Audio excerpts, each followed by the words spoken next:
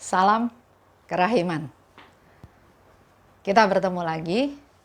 Hari ini kita mau bicara tentang persiapan untuk novena kerahiman ilahi hari kedua dengan tema berdoa untuk para imam dan kaum religius.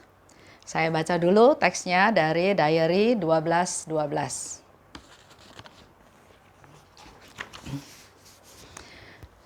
Hari ini bawalah kepadaku jiwa-jiwa para imam dan kaum religius, dan benamkanlah mereka dalam kerahimanku yang tak terhingga. Merekalah yang memberiku kekuatan untuk menanggung sengsaraku yang pahit. Lewat mereka, laksana lewat saluran-saluran, kerahimanku mengalir kepada umat manusia. Pertanyaannya, kenapa Yesus meminta kita berdoa untuk para imam dan kaum religius? Tadi dikatakan bahwa dengan kita berdoa buat mereka, ternyata mereka itu memberi kekuatan untuk menanggung sengsaraku yang pahit. Jadi para imam dan kaum religius ternyata memberikan kekuatan kepada Yesus pada waktu Yesus menanggung sengsara yang pahit. Dan juga lewat mereka, lewat imam dan para kaum religius, kerahimanku mengalir kepada umat manusia. Jadi imam, kaum religius itu adalah alatnya Tuhan, perpanjangan tangan Tuhan untuk mengalirkan kerahiman Tuhan ke umat manusia. Jadi mereka sangat penting. Bukan itu saja, dari beberapa catatan dalam Diary Faustina disebutkan banyak hal oleh Yesus tentang peran daripada para imam dan kaum religius. Pertama, di 5:31 dikatakan, mereka adalah dua permata yang sangat berharga di hatiku. Jadi para imam, kaum religius adalah dua permata yang sangat berharga di hatiku. Di 9:41 dikatakan lagi, martabat mereka sangat tinggi. Tanggung jawabnya sangat berat, banyak diberi, banyak yang dituntut. Tuntutannya atau tanggung jawabnya antara lain, mereka perlu mengasihi Yesus dengan setia, mengandalkan Tuhan dalam segala situasi apapun, melaksanakan kehendak Tuhan secara rinci, tahan bila ditindas dan diremehkan, harus menjadi pantulan Yesus yang bersengsara. Mereka harus bisa menjadi pantulan Yesus yang bersengsara. Ketiga, mereka juga penting karena Yesus bersatu dengan mereka dan bahkan Yesus berbagi kekuasaan dengan mereka. Bisa dibaca di 1240. Bahkan Yesus katakan berbagi kekuasaan dengan mereka lebih besar daripada apa yang dilakukan dengan para malaikat. Yang keempat, peran para imam dan kaum religius juga adalah sebagai pembimbing rohani. Faustina sharing di 7:21 bahwa tanpa pembimbing rohani, aku tidak akan mampu berjalan sendirian meniti kehidupan rohaniku. Jadi Faustina sendiri mengakui tanpa pembimbing rohani, tanpa bapak pengakuan, dia tidak akan mampu berjalan sendirian meniti kehidupan rohaniku. Itu peran daripada para imam. Dan Yesus katakan juga bahwa kata-kata yang imam ucapkan kepadamu adalah kata-kataku. Itu dikatakan dalam sakramen tobat. Kata-kata yang ia ucapkan, kata-kata yang Bapa pengakuanmu ucapkan, itu adalah kata-kataku. Bisa dibaca di Diary 2:32. Yang kelima, juga sebagai perpanjangan tangan Tuhan untuk pemberitaan tentang kerahiman Tuhan. Di 5:70 dikatakan, orang berdosa yang keras hati akan bertobat dengan penjelasan, dengan kasih, dengan khotbah, dengan teguran, dengan sapaan dari para imam, maka orang berdosa yang keras hati akan bertobat. Karena Tuhan memberikan kuasa, memberikan kemampuan, memberikan kekuatan melalui mulut imam itu dengan kuasa yang luar biasa. Dikatakan juga bahwa kerahiman Allah harus diberitakan. Itu dikehendaki oleh Tuhan sendiri. Di diary disebutkan berkali-kali kepada Faustina juga, tulislah, catatlah, wartakanlah, sebarkanlah, beritakanlah kerahimanku ke seluruh dunia. Kerahimanku yang tidak terbatas, kerahimanku yang sangat dalam, yang tidak ada batasnya, yang tidak bisa diselami. Kedua, para imam perlu bercerita tentang kerahiman Yesus. Fokusnya adalah Yesus yang Maha Rahim. Ketiga, imam itu juga perlu menjelaskan bahwa kerahiman Yesus itu besar, sangat luas, sangat dalam, tidak dapat diukur, tidak dapat diselami. Dan sasaran utamanya dari para imam itu adalah orang-orang yang berdosa. Semakin besar dosa orang itu, semakin mereka butuh kerahiman Tuhan. Dan imam itu perlu sedemikian rupa supaya para pendosa tidak takut menghampiri Yesus. Karena ada juga para pendosa yang katakan, dosa saya sudah sangat hitam. Dosa saya begitu gelap, tidak mungkin Tuhan ampuni. Nah, orang-orang seperti ini perlu di-approach oleh imam sedemikian rupa cara meng-approach-nya sampai si pendosa itu tidak takut lagi datang menghampiri Yesus.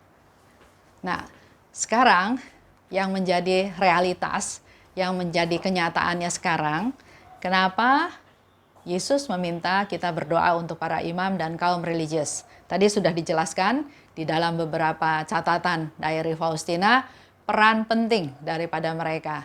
Tapi kenyataannya sekarang, Yesus sendiri juga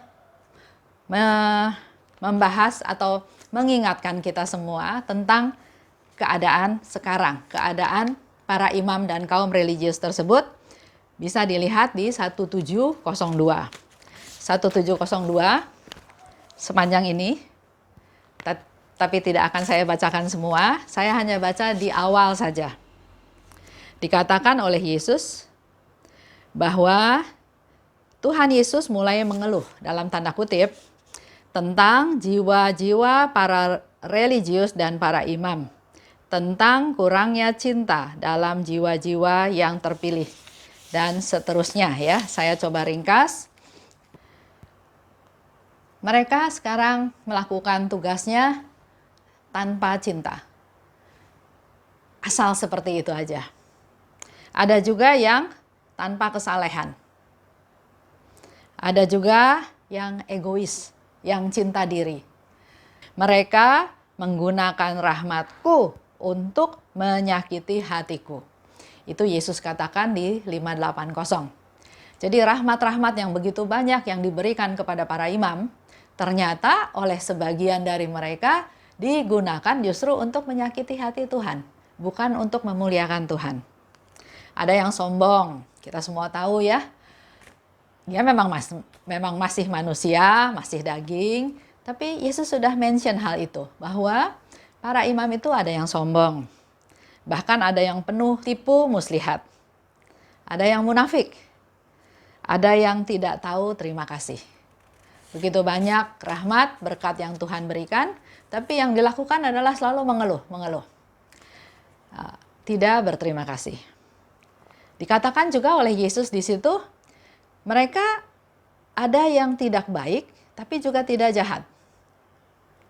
Ada yang suam-suam kuku. Contohnya misalnya, ada kasih, tapi dingin, tapi kaku. Ada yang nggak semangat lagi sekarang di dalam hati mereka. Tadinya suci, sekarang pura-pura suci. Tadinya normal, sekarang bersandiwara. Itu semua menjadi satu gambaran untuk kita semua umat tahu bahwa imam ini perlu didoakan. Jangan malah diganggu, jangan malah digoda. Begitu banyak kita sekarang juga dengar para imam yang lepas jubah, para imam yang melawan atasannya, para imam yang memberi contoh yang membuat orang jadi bertanya-tanya. Saya pernah kenal satu pastor, dia suka barang-barang yang bermerek. Jadi kalau lihat umat pakai sesuatu, contohnya pen, saya suka pen itu. Ya umat otomatis ya kalau Romo suka silahkan. Ada lagi dia cincin bagus, saya suka cincin itu. Umat pikir ya sudah kalau Romonya minta silahkan. Ada juga baik, umat niatnya baik. Memberikan masakan yang enak, masak di rumah yang enak, dikasih ke Romo. Romonya senang, Romonya berterima kasih otomatis. Sedangkan kalau ibu itu masak di rumah, mungkin seisi rumah nggak ada yang berterima kasih. Dikomentari, keasinan, kurang kerak, kurang lembek, kurang masih mentah dan seterusnya. Tapi Romo dengan sangat baik dia katakan terima kasih. Si ibu ini merasa tersanjung. Besok-besok kasih lagi makanan. Misalnya ya. Ada lagi yang terjadi, umat merasa, aduh kasihan Romo. Satu kali diundang makan sama si A. Satu kali lagi diundang makan sama si B. Satu kali lagi diundang makan sama si C. Kelihatannya sederhana. Tapi kita umat perlu hati-hati, perlu waspada. Jangan kita memberikan kemewahan, memberikan sesuatu yang sebetulnya nggak terlalu ada gunanya buat mereka, malah mereka jadinya tergoda. Kita tahu ya, ada Romo yang lepas jubah. Kita nggak tahu apa yang terjadi di balik itu semua. Tapi mari melalui novena ini kita sungguh-sungguh berdoa supaya mereka bisa taat, mereka bisa setia, mereka bisa taat pada kaul-kaul mereka, kaul kemurnian, kaul kemiskinan, karena ternyata mereka itu adalah permata yang berharga di mata Tuhan. Kita mau diminta oleh Tuhan untuk menjaga para Romo dan kaum religius ini karena mereka punya tugas yang penting.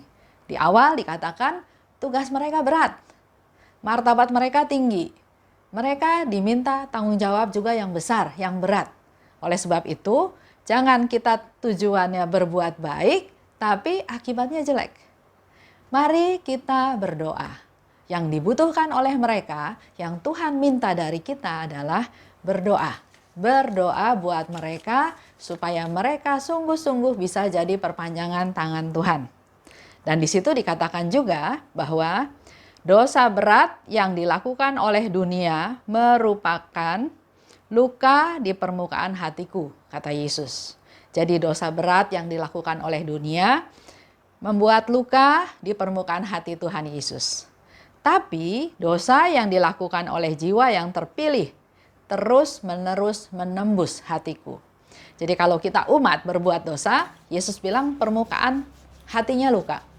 Tapi kalau orang-orang terpilih ini berbuat dosa, itu seperti menembus hatinya Yesus. Kalau kita sayang sama Yesus, kalau kita peduli sama Yesus, ayo jangan membuat Yesus semakin menderita. Jangan membuat Yesus semakin sedih. Karena permata-permatanya, buah hatinya, perpanjangan tangannya, orang-orang yang sudah dipilih itu menyakiti hati Yesus. Di 367 dikatakan lagi, ketidaksetiaan jiwa yang kupilih secara khusus melukai hatiku yang paling menyakitkan.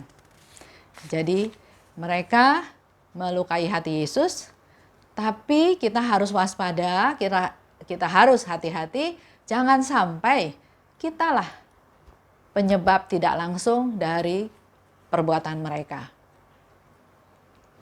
Ketidaksetiaan seperti itu adalah pedang yang menembus hatiku.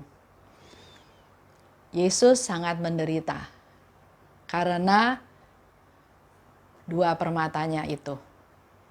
Oleh sebab itu, maka marilah kita lebih sungguh-sungguh berdoa dalam gerakan doa.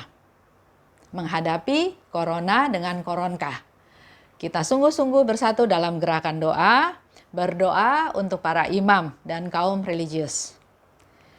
Kita berdoa dengan kasih. Kasih itu selalu mengalir dan harus dialirkan. Karena kasih yang disimpan sendiri itu akan menjadi ego. Karena inti kerahiman adalah memberi, berbagi, dan tidak menahan rahmat Tuhan. Itu saja pengantar di novena hari kedua. Mari mulai hari ini kita mengingat-ingat jiwa-jiwa atau para romo, kaum religius yang perlu kita doakan, yang besok kita bawa kepada Tuhan, yang besok kita benamkan dia dalam lautan kerahiman Tuhan, agar mereka semua bisa merasakan rahmat Tuhan. Terima kasih, salam kerahiman.